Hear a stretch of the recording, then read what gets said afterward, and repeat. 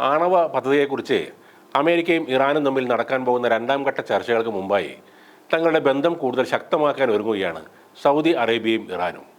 അതിൻ്റെ ഭാഗമായി ഇറാനിൽ വെച്ച് സൗദി പ്രതിരോധ മന്ത്രി പ്രിൻസ് ഖാലിദ് ബിൻ സൽമാൻ ഇറാന്റെ നേതാവ് അയത്തുള്ള അലി ഖൊമേനിയുമായി കൂടിക്കാഴ്ച നടത്തി.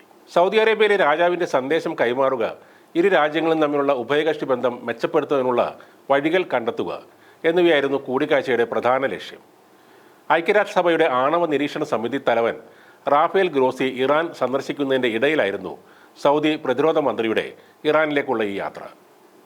ഇറാനിയൻ സൈനിക മേധാവി മേജർ ജനറൽ മുഹമ്മദ് ബഗേരിയും ഈ മീറ്റിംഗിൽ പങ്കെടുത്തിരുന്നു. സൗദി അറേബ്യയുമായുള്ള ശക്തമായ ബന്ധത്തെ പരസ്പരം പ്രയോജനകരമായാണ് ഇറാൻ കാണുന്നതെന്നാണ് അയത്തുള്ള അലി ഖൊമേനി പറയുന്നത്. ഇസ്ലാമിക് റിപ്പബ്ലിക് ഓഫ് ഇറാനും സൗദി അറേബ്യയും തമ്മിലുള്ള ബന്ധം ഇരു രാജ്യങ്ങൾക്കും മികച്ച സേവനം നൽകുമെന്ന് ഞങ്ങൾ വിശ്വസിക്കുന്നു.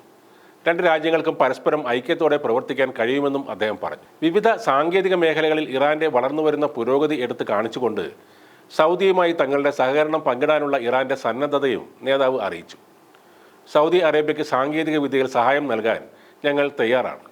ബാഹ്യശക്തികളെ ആശ്രയിക്കുന്നതിന് പകരം പ്രാദേശികമായി സഹോദരങ്ങൾ പരസ്പരം സഹകരിക്കുകയും പിന്തുണയ്ക്കുകയും ചെയ്യുന്നതാണ് നല്ലതെന്നും ഖൊമേനി കൂട്ടിച്ചേർത്തു. ഇറാൻ സൗദി ബന്ധം കൂടുതൽ മെച്ചപ്പെടുന്നതിനെതിരെ പ്രവർത്തിക്കുന്ന ബാഹ്യശക്തികളെക്കുറിച്ചും ഖൊമേനി പറയുകയുണ്ടായി. നമ്മുടെ ഇരു രാജ്യങ്ങളും തമ്മിലുള്ള ബന്ധം വിപുലീകരിക്കുന്നതിനെ ശക്തമായി എതിർക്കുന്ന ചില രാജ്യങ്ങളുണ്ട്. എന്നാൽ ഈ ശത്രുതാപരമായ ഉദ്ദേശങ്ങളെ ചെറുക്കാൻ ഞങ്ങൾ എല്ലാ വിധത്തിലും തയ്യാറാണെന്നും അദ്ദേഹം ഉറപ്പിച്ചു പറഞ്ഞു. സൗദി അറേബ്യയും ഇറാനും തമ്മിലുള്ള ബന്ധം മെച്ചപ്പെടുത്തുകയും എല്ലാ മേഖലകളിലും സഹകരണം വളർത്തിയെടുക്കുകയും ചെയ്യുക എന്ന ലക്ഷ്യത്തോടെയാണ് താൻ ഇറാനിൽ എത്തിയതെന്നാണ് ഖാലിദ് ബിൻ സൽമാൻ രാജകുമാരൻ ഈ കൂടിക്കാഴ്ചയെക്കുറിച്ച് പറഞ്ഞത്. അമേരിക്കയും ഇറാനും തമ്മിലുള്ള വർദ്ധിച്ചു വരുന്ന സംഘർഷങ്ങൾ പരിഹരിക്കുന്നതിനായുള്ള നയതന്ത്ര ശ്രമങ്ങൾ പരാജയപ്പെട്ടാൽ ഈ മേഖലയിൽ ഒരു സംഘർഷം ഉണ്ടാകുമെന്ന ആശങ്ക ഏറി വരികയാണ്. ഈ സാഹചര്യത്തിലാണ് സൗദിയുടെ സന്ദർശനം എന്നത് വളരെ ശ്രദ്ധേയമാണ്. ഗൾഫ് മേഖലയിലെ സ്ഥിരതയ്ക്ക് ഭീഷണിയായ യമൻ മുതൽ സിറിയ വരെയുള്ള സംഘർഷങ്ങൾക്ക് ശേഷം 2023 ചൈന മധ്യസ്ഥത വഹിച്ച ഒരു കരാറിന് ഇറാനും സൗദി അറേബ്യയും സമ്മതിച്ചിരുന്നു. അതിനുശേഷമാണ് ഇരു രാജ്യങ്ങളും തമ്മിലുള്ള ബന്ധം മെച്ചപ്പെട്ടത്. നേരത്തെ സൗദി അറേബ്യയിൽ ഒരു ഷിയ പുരോഹിതനെ വധശിക്ഷയ്ക്ക് വിധേയമാക്കിയിരുന്നു. അതോടെ ഇറാനിയൻ പ്രതിഷേധക്കാർ ഇറാൻ തലസ്ഥാനത്തെ സൗദി എംബസി ആക്രമിച്ചിരുന്നു. ഈ സംഭവത്തെ തുടർന്ന് 2016 സൗദി ഇറാനുമായുള്ള ബന്ധം വിച്ഛേദിച്ചിരുന്നു. തുടർന്ന് ഇരു കൂട്ടരും വർഷങ്ങളോളം സംഘർഷാവസ്ഥ നിലനിർത്തുകയും ചെയ്തു. 2 വർഷം മുമ്പ് ചൈനയുടെ ഇടപെടലോടെ ഇവരുടെ ശത്രുത കുറയാൻ തുടങ്ങി.